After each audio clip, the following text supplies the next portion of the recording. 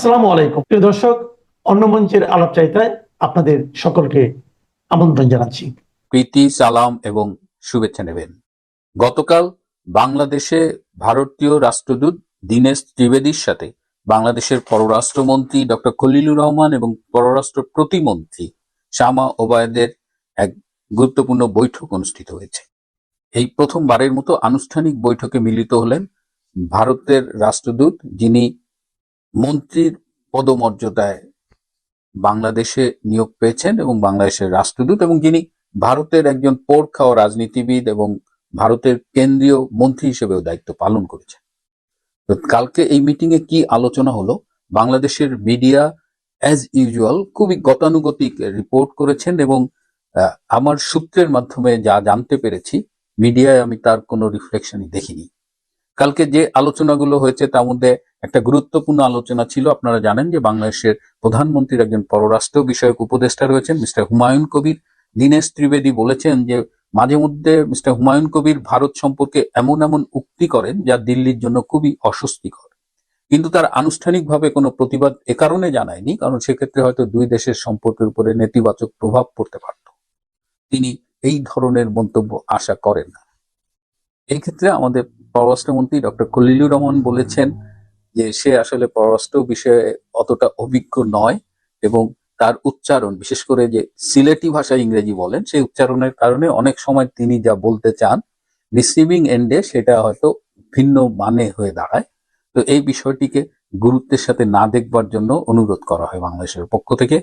সবচেয়ে গুরুত্বপূর্ণ আলোচনা হয়েছে যে গঙ্গার পানি চুক্তি নিয়ে। এবছরে গঙ্গার পানি চুক্তি শেষ হয়ে যাবে এবং নতুন করে ভারত চুক্তি করবে কিনা, কি শর্তে চুক্তি করবে, এই নিয়ে আলোচনা হচ্ছে। ভারতের পক্ষ থেকে যেভাবে বলা হয়েছে তাতে এখন মনে হচ্ছে যে ভবিষ্যতে গঙ্গার পানি চুক্তিটা আসলে কিছুটা অনিশ্চিত, কারণ তিনি বলেছেন যে জলবায়ু পরিবর্তন জনিত কারণ এবং গঙ্গার যে বর্তমানে যে পানি প্রবাহ সেটা আগের তুলনায় কম, সো এই কারণে হয়তো আগের মতো পানি চুক্তি করা যাবে না, কিংবা বেশ অনিশ্চয়তা। এবং এই প্রসঙ্গে তিনি পাকিস্তানের সিন্ধু নদীর যে চুক্তিটা বন্ধ করে দিয়েছে ভারত, সেই ইস্যুটাও তুলেছেন এবং বলেছেন যে ভারতের বর্তমানে এই পানি বিষয়ক একটা স্ট্যান্ড আছে। এবং তিনি একটা গুরুত্বপূর্ণ কথা বলেছেন, আমার খুব মনে ধরেছে, যে জল এবং রক্ত একই সাথে প্রবাহিত হতে পারে না। এর দ্বারা তিনি ইন্ডিকেট করেছেন যে সন্ত্রাসবাদ এবং এই যে পানির ডিস্ট্রিবিউশন একসাথে হবে না। বাংলাদেশ সরকারকে এর আগে ভারত সরকার কিন্তু 58 পৃষ্ঠা একটা রিপোর্ট দিয়ে বিভিন্ন স্থানে কোথায় কোথায় জঙ্গিরা অপারেট করছে এটা ডিটেলস দিয়েছিল, কিন্তু আজ অবধি বাংলাদেশ সরকার তেমন কোনো স্টেপ নেয়নি এই জঙ্গিবাদ নিয়ন্ত্রণে। সে কারণেই বলেছে যে একদিকে আপনি সন্ত্রাস উৎপাদন করবেন, সন্ত্রাসবাদ রপ্তানি করবেন, আবার আশা করবেন ভারত থেকে জল, তো এই দুটা প্যারালালি চলতে পারে না। চীনের পক্ষ থেকে যে বলা হচ্ছে যে তিস্তা ব্যারেজ পরিকল্পনা, তারা এই ব্যারেজটা নির্মাণ করবে, ফিজিবিলিটি স্টাডি হয়ে গেছে, যে কোনো দিন কাজ শুরু হবে, এটি নিয়েও কিন্তু দীনেশ ত্রিবেদী আলোচনা করেছেন এবং জানতে চেয়েছেন। মোংলা পোর্ট নিয়েও কথা হয়েছে। মোংলা পোর্ট স্ট্র্যাটেজিক্যাল কারণে এমন একটা জায়গায় অবস্থিত যে এটা যদি চীন অপারেট করে তাহলে সেটা ভারতের জন্য অস্বস্তিকর। এদিকে চীনের পক্ষ থেকে বারবার বাংলাদেশ সরকারকে তাড়া দেওয়া হচ্ছে কবে তারা মোংলা পোর্টের কাজ শুরু করবে।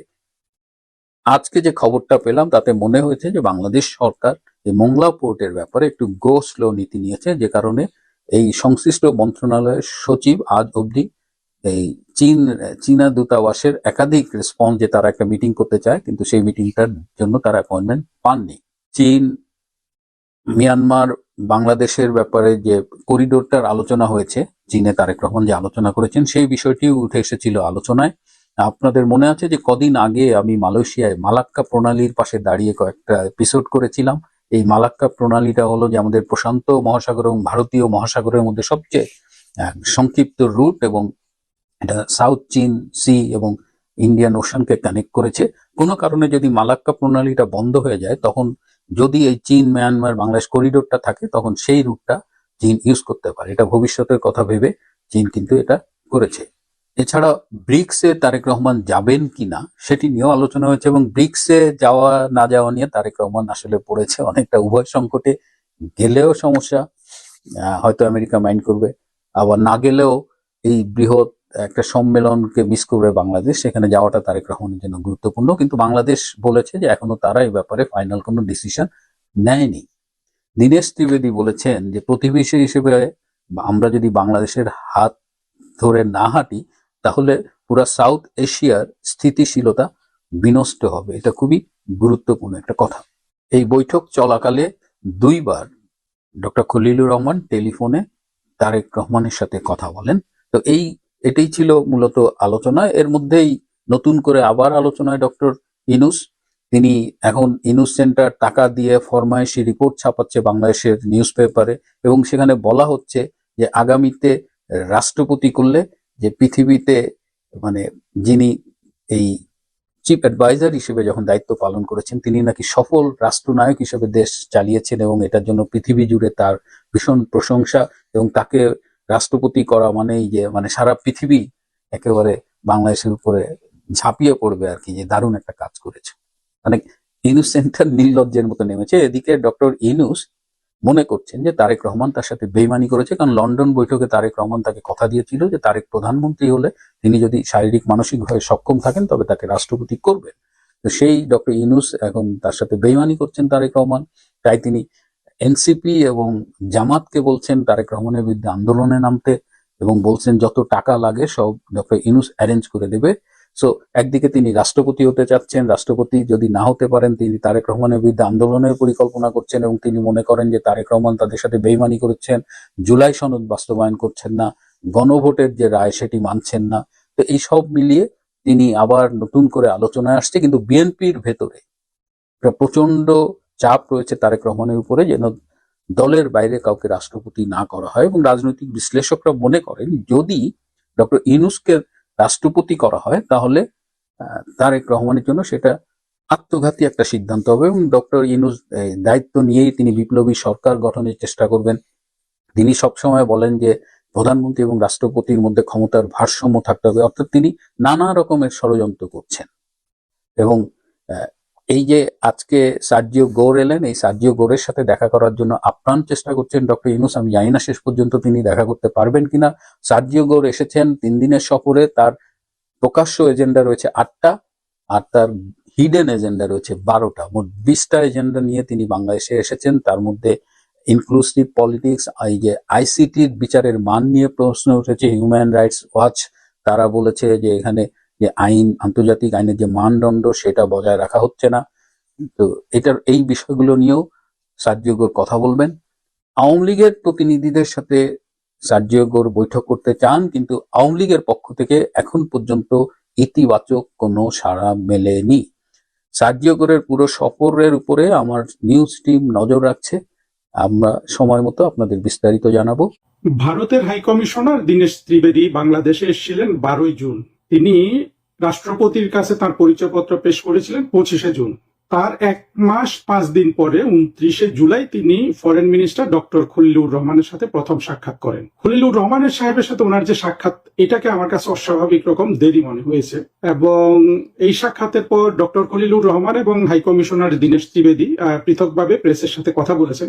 সেখান থেকেও আমার কাছে কিছু অস্বাভাবিকতা ধরা পড়েছে। এই বিষয়গুলো নিয়ে এই ভিডিওতে একটু আলোচনা করব।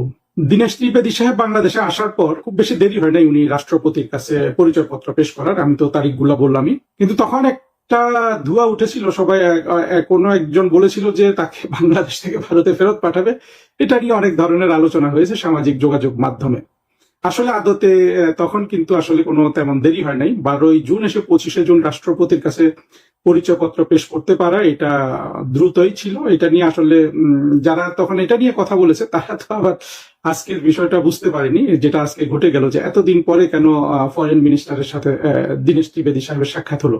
বিশেষ করে প্রতিবেশী দেশের সাথে এরকম নতুন রাষ্ট্রদূত আসলে রাষ্ট্রপতির সাথে দেখা হওয়া বা পরিচয়পত্র দেওয়া সেটা একটু দেরি হতে পারে, কিন্তু ফরেন মিনিস্টারের সাথে তো অন্তত পরিচয়পত্র দেওয়ার 5 দিন 7 দিনের মাথায় বৈঠক হওয়া বা দেখা হওয়া উচিত, যেটা অবশ্য দুই পক্ষ থেকেই বলছে সৌজন্য সাক্ষাৎ। সৌজন্য সাক্ষাৎ মানে প্রথম বৈঠক, তো প্রথম দেখাটা দেরিতে হয়েছে, এটা অবশ্যই অস্বাভাবিক।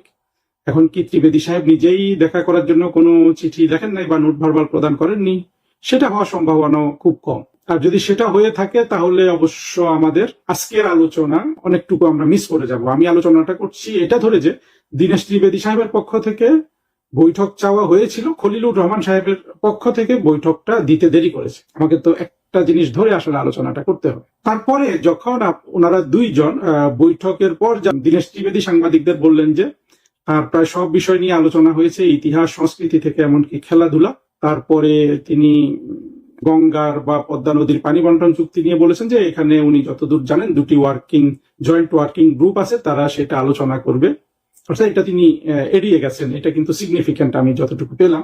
গঙ্গার পানি বন্টন চুক্তি নিয়ে তিনি কিছু বলেননি। আর প্রধানমন্ত্রী তারেক রহমানের ব্রিক্স সম্মেলনে যোগ দেওয়ার জন্য যে দাওয়াত পাঠিয়েছে ভারতের প্রধানমন্ত্রী নরেন্দ্র মোদী সাহেব, সেই সম্পর্কে দীনেশ ত্রিবেদী বললেন যে তারা খুব আগ্রহের সাথে, অ্যাংশাসলি, এটা ডিপ্লোম্যাটিক শব্দ ইউজ করে, যখন খুব ওয়ার্মথ দেখানো হয়, উষ্ণতা প্রদর্শন করা হয়, তখন এই শব্দটা ব্যবহার করা হয় যে তারা খুব আকুল আগ্রহে অপেক্ষা করছেন প্রধানমন্ত্রী তারেক রহমানের ভারত সফরের জন্য। অন্যদিকে বাংলাদেশের পররাষ্ট্রমন্ত্রী খলিলুর রহমান বললেন যে আসলে তেমন কোনো বিষয় নিয়ে গভীর আলোচনা হয়নি। দ্বিতীয় কথা তিনি বলেছেন যে প্রধানমন্ত্রী তারেক রহমান তো দাওয়াত পেয়েছেন, তিনি বিবেচনা করছেন বা তারা বিবেচনা করছে বাংলাদেশের সাথে দ্বিপাক্ষিক সম্পর্কে। খলিলুর রহমান সাহেব বললেন যে আমাদের মধ্যে কিছু অস্বস্তিকর বিষয় আছে এবং আমাদের বাংলাদেশ ফার্স্ট এই বেসিসে আমরা এগিয়ে যাব। আমাদের সার্বভৌমত্ব কথাটা বলে আবার ঘুরিয়ে ফেলেন, সার্বভৌমত্ব না বলে ভিন্নভাবে বলেছেন। অর্থাৎ বলতে চেয়েছিলেন যে আগে যেহেতু সার্বভৌমত্ব বিক্রি করে দেওয়া হয়েছিল, সেভাবে ভারতের সাথে সম্পর্ক রক্ষা করা হবে না, ভিন্নভাবে। অর্থাৎ খলিলুর রহমান সাহেব যাই বলেছেন তার অর্থ দ্বারা এই, আর দীনেশ ত্রিবেদী যা বলেছেন সেটা তো বললাম।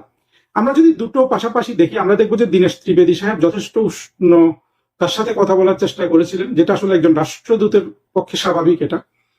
আর বিপরীতে খলিলুর রহমান সাহেবের জবাব ছিল গম্ভীর, রিস্ট্রেইনড, অর্থাৎ তিনি খুব ভাবগাম্ভীর্য নিয়ে কথা বলেছেন। এই বিষয়টা যদি আমরা পুরো যা বললাম এখন পর্যন্ত তা যদি খোলা চোখে ট্রান্সলেট করি, সেটা দাঁড়ায় যে প্রথম কথা হলো দীনেশ ত্রিবেদী সাহেবের মতো একজন সিনিয়র লোককে মন্ত্রীর পদমর্যাদা দিয়ে বাংলাদেশে পাঠিয়ে, বাইরে আমরা যা দেখছি খলিলুর রহমান সাহেবের কথাবার্তায়, এবং আমরা ধরে নিচ্ছি যে দীনেশ ত্রিবেদী সাহেব সময় মতো ফরেন মিনিস্টারের সাথে দেখা করার সাক্ষাৎ চেয়েছিলেন, কিন্তু তাকে সাক্ষাৎকার দেওয়া হলো 1 মাস 5 দিন পরে, অন্তত ক্রেডেন্সিয়াল দেওয়ার। তখন কিন্তু আমাদের বুঝতেই হবে যে একজন সিনিয়র ব্যক্তি হিসাবে, অর্থাৎ মন্ত্রীর পদমর্যাদা রাষ্ট্রদূত হওয়ার ক্ষেত্রে দীনেশ ত্রিবেদীর জন্য আসলে এটা বিব্রতকরই হচ্ছে। ডিপ্লোম্যাটিক সার্কেলে বিব্রতকর হওয়ার সুযোগ আছে, যেখানে পাকিস্তানের হাই কমিশনার বারবার ঘোরাফেরা করছে ফরেন মিনিস্ট্রিতে, তারপরে নানান জায়গায় তিনি প্রোগ্রাম করে বেড়াচ্ছেন। কম্পেয়ার তো আসলে হয় ভারত আর পাকিস্তানের মধ্যে, এই ধরনের সিচুয়েশন বুঝতে পারছেন। সেই ক্ষেত্রে দীনেশ ত্রিবেদী সাহেবকে যথেষ্ট পরিমাণে দেখাচ্ছেন বাংলাদেশ সরকার এবং পররাষ্ট্র মন্ত্রণালয়। কি দেখাচ্ছেন? ওই যে ইউনূসের সময় থেকে যে চোখে চোখ রেখে কথা বলা, সেটাই আসলে বলা হচ্ছে। ভারত যতই উষ্ণতা দেখাক না কেন, বিএনপি সরকার, তারেক রহমান সরকারের সেই নীতিরই ধারাবাহিকতা রক্ষা করছেন এবং চোখে চোখ রেখে কথা বলছেন। যদিও আমরা দেখি যে ভারতের পত্র পত্রিকা ইত্যাদি বলার চেষ্টা করছে যে ইউনূসের সময় সম্পর্ক নিচে নেমেছিল, এখন সেটা স্বাভাবিক হয়েছে, স্টেবিলাইজড হয়েছে, এরকম একটা কথা কোনো একটা পত্রিকায় পড়েছি ভারতীয়, যে মানে এখন স্টেডি বা স্টেবিলাইজড, এখন স্থিরতা এসেছে সম্পর্কে। কিন্তু আমরা বাস্তবে আজকে যেটা দেখলাম তাতে এটা মনে করার কোনো কারণ নাই, অন্তত বডি ল্যাঙ্গুয়েজ এবং ভাষার ব্যবহার থেকে। এইরকম একটা অবস্থা আমরা আগেও দেখেছিলাম। বিশেষ করে প্রধানমন্ত্রী শেখ হাসিনার সময় আমরা শুনি যে আমেরিকার রাষ্ট্রদূতের সাথে নাকি এমন করা হতো, যেটা আমি সবসময় বলেছি যে এটা একটা খারাপ প্র্যাকটিস। হ্যাঁ, সেই প্র্যাকটিসটা মনে হচ্ছে তারেক রহমানের সরকার এখন ভারতের রাষ্ট্রদূতের উপর প্রয়োগ করছে। এটা কতটা ভালো মন্দ, কার জন্য কি হচ্ছে, সেটা সময় বলে দিবে। আপাতত তারেক রহমান সাহেবের প্রতি ভারতীয় গভর্নমেন্ট, বিশেষ করে আমরা যেটা শুনেছি, আমরা তো আর জানি না ভেতরের খবর, যে তারেক রহমান বাংলাদেশে আসুক, বিএনপি রাষ্ট্র ক্ষমতায় বসুক, তারপর সম্পর্ক উন্নত হবে, এটা নাকি ভারতের বর্তমান পররাষ্ট্রমন্ত্রী ডক্টর জয়শঙ্কর এই ব্যাপারে অগ্রণী ভূমিকা রেখেছে। তো এটা যদি হয় তাহলে বলবো যে ডক্টর জয়শঙ্করের সেই আগ্রহ বা যে ভূমিকা তিনি রেখেছিলেন, সেইটার প্রত্যুত্তর আসছে অত্যন্ত বিপরীত ভাবে। এটা অন্তত পাবলিক ডিপ্লোম্যাসিতে এটাই বলে। পাবলিক ডিপ্লোম্যাসি মানে পাবলিক যে পারসেপশনটা গ্রহণ করতে পারে এসব বিষয় নিয়ে, সেটা বা পাবলিক যেটা এই মিনিং গুলা দাঁড় করাতে পারে, এই যা কিছু আমি এতক্ষণ বললাম, সেখান থেকে পাবলিক যদি ভালোভাবে লক্ষ্য করে, পাবলিক দেখবে যে তারেক রহমানের সরকার যথেষ্ট কড়া ভারতের উপর। যেমন ধরুন ব্রিক্স সম্মেলনে তারেক রহমানের অংশগ্রহণ, এইটা তারেক রহমান সরকার থেকে আজকেও খলিল সাহেব বলছে যে এটা বিবেচনা করে দেখা হচ্ছে। বাইল্যাটারাল যদি স্টেট ভিজিট বা হাইয়েস্ট লেভেল ভিজিটের জন্য নরেন্দ্র মোদী সাহেব ওনাকে দাওয়াত করতেন, সেখানে আসলে ভেবে দেখার কথা বলা হলে সেটা এক ধরনের মিনিং হয়, কিন্তু ব্রিক্স সম্মেলনে তো আসলে ভেবে দেখার কিছু নাই। ব্রিক্স সম্মেলনে গেলে তো এখানে ভারতকে সম্মান করা বা অসম্মান করার কিছু এসে যায় না, সেভাবে ইন্টারপ্রিট করা যায়। তারপরেও তিনি এই ব্রিক্স সম্মেলনে যোগ দিতে এত চিন্তা ভাবনা কেন করছেন, এটারও কিন্তু নানান মিনিং করা যায়। আপনারা দেখবেন যে ইরান বা ভেনিজুয়েলা, আগের ভেনিজুয়েলার হুগো চাভেজ কিংবা গাদ্দাফি, এই ধরনের শাসকগুলা যারা মার্কিন যুক্তরাষ্ট্রের সাথে যাদের সম্পর্ক অত্যন্ত খারাপ, তারা কিন্তু নিউ ইয়র্কে প্রতি বছরই যেত। হুগো চাভেজ প্রতি বছরই যেত। ইরানের প্রেসিডেন্ট আহমেদিনেজাদের সঙ্গে দেখেছি যে যখন তিনি অত্যন্ত কঠোর ছিলেন মার্কিন যুক্তরাষ্ট্রের প্রতি, তারা কিন্তু নিয়মিত, এমনকি কর্নেল গাদ্দাফি তিনি নিয়মিত নিউ ইয়র্কে যেতেন জাতিসংঘের সাধারণ অধিবেশনে যোগদান করতে। এটা তো সেরকমই হওয়ার কথা। তারেক রহমান সাহেব যদি ব্রিক্স সম্মেলনে যোগদান করেন, সেখানে তো আসলে দেখছি আমরা ডিসিশন নিচ্ছি বলার কিছুই নেই। এটা একটা ব্রিক্সের সদস্য হওয়ার জন্য তো তারেক রহমান সাহেবের যেসব উপদেষ্টা আছে তারা বলেই যাচ্ছে না। ব্রিক্সের 1 নম্বর দেশ বা নেতা তো আসলে চীন। সেখানেও এখান থেকে মনে হচ্ছে যে ভারতের চোখে চোখ রেখে এক ধরনের রিয়েস্টেন্ট ভাবগাম্ভীর্য এগুলা বলে ভারতকে তারা একটা শিক্ষা দিচ্ছেন। এই জন্য যে কারণ ভারতের কাছে শেখ হাসিনা সার্বভৌমত্ব বিক্রি করে দিয়েছিল, এখন সার্বভৌমত্ব ফিরে এসেছে, এইটা প্রমাণ করছেন বলে তারেক রহমানের সরকারের যা কিছু আমরা পাচ্ছি ভারত বাংলাদেশ সম্পর্কে তারেক রহমানের সরকার থেকে, সেটাই প্রমাণিত হয় যেটা ইউনূস শুরু করেছিলেন। এখন দেখা যাক ভবিষ্যতে এটা কিভাবে করায়। আপাতত আমি কিন্তু এর বাইরে কিছু দেখলাম না। আগেই বলেছিলাম, গাইবান্ধার পলাশবাড়িতে বহুল আলোচিত রাম মূর্তি নির্মাণ নিয়ে কি ঘটেছে, সেই মূর্তি নির্মাণের টাকা বা তহবিল থেকে কোন মসজিদে, কোন মাদ্রাসায় এবং কোন এমপির পকেটে কি পরিমাণ টাকা গেছে, কত টাকার ভাগ বাটোয়ারা পেয়েছে স্থানীয় থানা পুলিশ, এবং অন্য অন্য মসজিদ মাদ্রাসায় কি হয়েছে, অর্থাৎ এই যে রামমূর্তি নির্মাতা কিংবা উদ্যোক্তা হরিদাস চন্দ্র দাস তরুণীকে গ্রেপ্তার করা হলো, তার গ্রেপ্তারের আগে অর্থাৎ এই রামমূর্তি স্থাপনের শুরু থেকে যেখানে এসে থেমেছে সেই পর্যন্ত কত টাকা হরিদাসের কাছ থেকে লুটে নেওয়া হয়েছে, হরিলুট করা হয়েছে, সেই তথ্যগুলো এখন বেরিয়ে আসতে শুরু করেছে। যেই তথ্যের অনেকটাই পেয়ে গেছে বিভিন্ন গোয়েন্দা সংস্থা, যারা ইতিমধ্যে তরুণীকে অর্থাৎ হরিদাস চন্দ্রকে জিজ্ঞাসাবাদ করেছে। সেই জিজ্ঞাসাবাদের মধ্যে থেকেও অনেক তথ্য, গুরুত্বপূর্ণ চাঞ্চল্যকর অনেক তথ্য পেয়ে গেছে একাধিক গোয়েন্দা সংস্থা।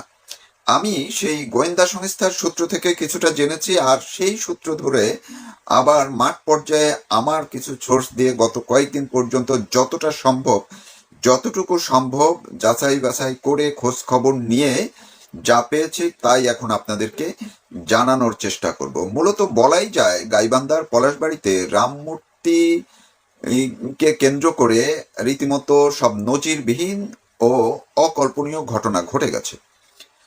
তো এবার আসি আমি এই যে বললাম লেবু মাওলানা, মানে জামায়াত ইসলামীর এমপি গাইবান্ধা 3 আসন, যেই আসনটি পলাশবাড়ি এবং সাদুল্লাপুর নিয়ে গঠিত, সেই আসনের বর্তমান যে সংসদ সদস্য লেবু মাওলানা, তার পুরা নাম অনেক বড়, অধ্যক্ষ আবুল কাউসার মোহাম্মদ নজরুল ইসলাম ওরফে লেবু মাওলানা, মানে তাকে লেবু মাওলানা নামেই সবাই চিনেন।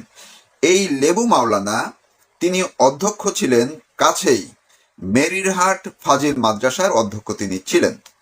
তো এই মাদ্রাসাটিকে ঘিরেই মূলত হরিদাসের কাছ থেকে টাকা বের করার একটি প্রক্রিয়া শুরু হয়ে যায়। অর্থাৎ হরিদাস প্রথম দিকে যখন এইখানে এই রাম মূর্তি স্থাপনের এবং সর্বোচ্চ একটি মূর্তি স্থাপনের পরিকল্পনা করেন, তখন তিনি কৌশলগত কারণে স্থানীয় জামায়াত এবং অন্যান্য যারা মৌলবাদী আছেন অর্থাৎ ধর্মীয় নেতারা যারা আছেন তাদেরকে ডেকে তিনি বৈঠক করেন, এবং সেই বৈঠকে কিন্তু এই লেবু মাওলানা ছিলেন। এটি আমি নির্বাচনের আগের কথা বলছি, ডক্টর ইউনূসের সময়কার কথা বলছি, কারণ তার মাথায় এটি আগে থেকেই ছিল যে এইখানে যখন তিনি মূর্তি করতে যাবেন প্রথম বাধা আসতে পারে মৌলবাদী পক্ষ থেকে, সেই কারণেই তিনি এই কাজগুলো করেছেন। আর সেই সুযোগটা নিয়েই এই লেবু মাওলানা তিনি রীতিমতো যেন একটা মৌকা পেয়ে যান। তিনি হরিদাসের কাছ থেকে 2 ভাবে টাকা নিয়েছেন। প্রথম থেকেই তিনি মাসে মাসে টাকা নিয়েছেন এই যে মেরিরহাট মাদ্রাসার উন্নয়নের নামে, কখনো 2 লাখ, কখনো 3 লাখ, কখনো 4 লাখ, এইভাবে তিনি বিভিন্ন পর্যায়ে তিনি টাকা নিয়েছেন হরিদাসের কাছ থেকে, নিয়ে কিছুটা মাদ্রাসায় দিয়েছেন, কিছুটা কোথায় গেছে তার কোনো হদিস নেই। ইতিমধ্যে একাধিক গোয়েন্দা সংস্থা সেই কাজ ঢাকার প্রাথমিক পর্যায়টুকু তারা শুরু করেছে, যে কোনো সময় তারা চলে যাবে গাইবান্ধায় মাঠ পর্যায়ে অনুসন্ধান চালাতে, আমি যতটুকু জানতে পেরেছি। এই তো গেল মাদ্রাসায় তার টাকা নেওয়ার প্রক্রিয়াটি। পাশাপাশি মূর্তির মাঝামাঝি জায়গায় আসতেই চলে আসে নির্বাচনের ইস্যুটি, এবং এই লেবু মাওলানা, আমি যতটুকু নিশ্চিত হয়েছি, অর্থাৎ হরিদাস কোনো একটি গোয়েন্দা সংস্থার জিজ্ঞাসাবাদের মুখে বলেছেন তিনি নির্বাচনের উপলক্ষে লেবু মাওলানাকে 26 লাখ টাকা দিয়েছেন 3 দফায়। কিন্তু স্থানীয়ভাবে যখন আমি আবার এই কথা ধরে, এই তথ্যটুকু ধরে একটু খোঁজখবর নেওয়ার চেষ্টা করেছি, তাদের মধ্যে প্রচার আছে আসলে এই টাকার অঙ্কটি অনেক বড়। এলাকায় এটি সর্বজন এক ধরনের স্বীকৃতই বলা যায়, সবাই জানে যে মূলত হরিদাসের টাকাই নির্বাচন করেছে লেবু মাওলানা, মানে জামাতের এমপি হয়েছেন রামমূর্তির টাকা দিয়ে এই লেবু মাওলানা। যখন বিভিন্নভাবে লেবু মাওলানার এই টাকা নেওয়ার বিষয়টি একেবারে ওপেন সিক্রেট হয়ে যায়, তখন এইখানে আরো জুটে যায় হরিলুটের অংশীদার। রীতিমতো সেখানকার আরো কয়েকটি মসজিদ এবং মাদ্রাসার তারাও এখানে আসে, এবং হরিদাসের কাছ থেকে তারা যে যখন যা পেরেছে টাকা নিয়েছে, কখনো উন্নয়নের নামে, কখনো এতিমখানার শিশুদের খাওয়ানোর নামে, কখনো তাদের মাদ্রাসা মসজিদ চালাতে পারছে না সেগুলোর নামে, কখনো সংস্কারের নামে। কিন্তু এই প্রক্রিয়া যখন চলছিল, এর মধ্যে আস্তে আস্তে হরিদাস যখন এটির মূর্তিটির একটা পর্যায় পর্যন্ত নিয়ে যেতে পেরেছে, তখন স্বাভাবিকভাবেই তার টাকার বা তহবিলেরও টান পড়তে শুরু করে, অর্থাৎ কমতে শুরু করে। একদিকে মূর্তি যখন বড় হচ্ছে, উঠছে, খরচ বাড়ছে, তার তহবিলও শেষ হয়ে আসছে। পাশাপাশি যত টাকা মূর্তির নামে আসে সেখান থেকে প্রতি মাসে নিয়ম করে বিভিন্ন মসজিদ, মাদ্রাসা এবং অন্য যে যারা আছে যারা চাইতে এসেছে স্থানীয়, তাদেরকে দিতে হয়েছে। থানায় প্রতি মাসে যিনি সেখানকার ওসি, সেই ওসি এবং আগের সময়ও এই হরিদাস প্রতি মাসে নিয়ম করে কখনো 2 লাখ, কখনো 3 লাখ, কখনো বা আরো বেশিও দেওয়া হয়েছে, এবং এই তথ্যগুলাও কিন্তু গোয়েন্দা সংস্থা পেয়ে গেছে। ইন্টারেস্টিং আরেকটি বিষয় হলো যে হরিদাসের বিরুদ্ধে মূল আন্দোলনটি কখন থেকে দানা বাঁধতে শুরু করে। নির্বাচনের আগে, অর্থাৎ এই 12ই ফেব্রুয়ারি নির্বাচনের আগে ওই এলাকার পলাশবাড়ির এই মন্দিরের কাছাকাছি পূর্ব ফরিদপুর জামে মসজিদ, তারা এর আগে বিভিন্নভাবে কখনো 10,000, কখনো 20,000, কখনো 5,000, যখন যা টাকা লেগেছে নিয়েছে। কিন্তু এক পর্যায়ে হরিদাস একটু শক্ত হন এবং তিনি এই মসজিদ কমিটিকে বলেন যে আপনাদেরকে তো বারবার এরকম বিচ্ছিন্নভাবে টাকা দিচ্ছি, তো এই টাকা দেওয়া এগুলো আপনারা একটা কাজ করেন, বরং আপনাদের কি দরকার মসজিদের উন্নয়নের জন্য আপনারা একটা আমাকে আবেদন করেন, আমি একবারে আপনাদেরকে কিছু টাকা দেই যাতে আপনাদের আর সমস্যা না হয়। এইখানে হরিদাস চালাকি কিছুটা করেছেন এদের এই পথ বন্ধ করার জন্য। যখনই এই পূর্ব ফরিদপুর জামে মসজিদ কমিটির সেক্রেটারি হারুনার রশিদ তিনি একদম লিখিত আবেদন করেন যে তাদের মসজিদের উন্নয়ন দরকার এবং দোতলার সম্পন্ন করা দরকার, ভবনটির দোতলার অংশটি সম্পন্ন করা দরকার, এই জন্য তার সাহায্য সহযোগিতা দরকার। এই চিঠিতে তারা হারুনা রশিদ এটিও লিখেছেন যে আমরা জানি যে আপনি বিভিন্নভাবে ধর্মীয় প্রতিষ্ঠানে দান করছেন। এরপরই ঘটে চমকপ্রদ ঘটনা, কিন্তু যেটি এক ধরনের কাল হতে শুরু করে এই হরিদাসের জন্য। সেটি হচ্ছে যখনই এই পূর্ব ফরিদপুর জামে মসজিদের আবেদনটি হরিদাস হাতে পান, তিনি এটি তার ফেসবুকে আপলোড করে দেন, ছড়িয়ে দেন, এবং এটি যখন জানাজানি হয়ে যায়, এই তো এলাকার যারা মসজিদ নিয়ে যারা বিভিন্ন ধরনের ব্যবসা বাণিজ্য করেন তাদের মধ্যে ভয় ঢুকে যায়, তারা সতর্ক হয়ে যান এবং তারা রীতিমতো এই হরিদাসের দিক থেকে মুখ ঘুরিয়ে নিয়ে তারা ওই আবেদনটি তার কাছে আবার চেয়ে নেন, প্রত্যাহার করে নিতে চান। হরিদাস দিতে রাজি হয়নি, তাকে চাপ দিয়ে এই লেবু মাওলানার মাধ্যমে এবং আরো স্থানীয় এনসিপি নেতাদের মাধ্যমে চাপ দিয়ে তাকে সেই ফেসবুক থেকে সরিয়ে ফেলতে বাধ্য করা হয়। কিন্তু এর আগেই অনেকের কাছে এটি রয়ে গেছে। আপনারাও যদি এই পূর্ব ফরিদপুরের মসজিদের আবেদন সার্চ দেন, আপনারা পেয়ে যাবেন, এখনো আছে অনলাইনে, সেটি কোথাও না কোথাও রয়ে গেছে, আপনারা পেয়ে যাবেন। এই ঘটনার পরেই এই মসজিদ কমিটি, ইমাম কমিটি আস্তে আস্তে জড়ো হতে থাকেন। পাশাপাশি আরো যারা আছে, একদিকে জামাতের নেতারা, স্থানীয় পর্যায়ের আর এক নেতা যিনি হচ্ছেন জামাতের বায়তুল মাল সম্পাদক পলাশ আহমেদ, তিনি প্রতি মাসে, এমনকি মাসে 2-3 বারও এই হরিদাসের কাছ থেকে টাকা নিয়ে আসতেন বিভিন্ন অজুহাতে। পরে যখন সবাই বুঝতে পারলো যে হরিদাস এই ফেসবুকে দিয়ে দিয়েছে এবং কখন কার্ডটা দিয়ে দিবে, এবং যেহেতু মন্দিরের কাজও প্রায় শেষ, ফলে হরিদাস যে এখন চোখ ঘুরিয়ে নিতে পারে, এই আশঙ্কায় তারা মূলত নিজেদের যখন নিরাপত্তার জায়গাটি চলে আসে তখন তারা আন্দোলনের একটি প্রক্রিয়া শুরু করে এবং এই আন্দোলনের প্রক্রিয়াটি আস্তে আস্তে বাড়তে থাকে। তার সঙ্গে দফায় দফায় দিন দরবার হয়, সেখানে থানার ওসি তারা অংশ নেয়। এই লেবু মাওলানা সমঝোতার চেষ্টা করেন, বিএনপির ডাক্তার সাদেক তিনি সমঝোতার চেষ্টা করেন, কিন্তু কোনো কিছুতে কিছু হয় না।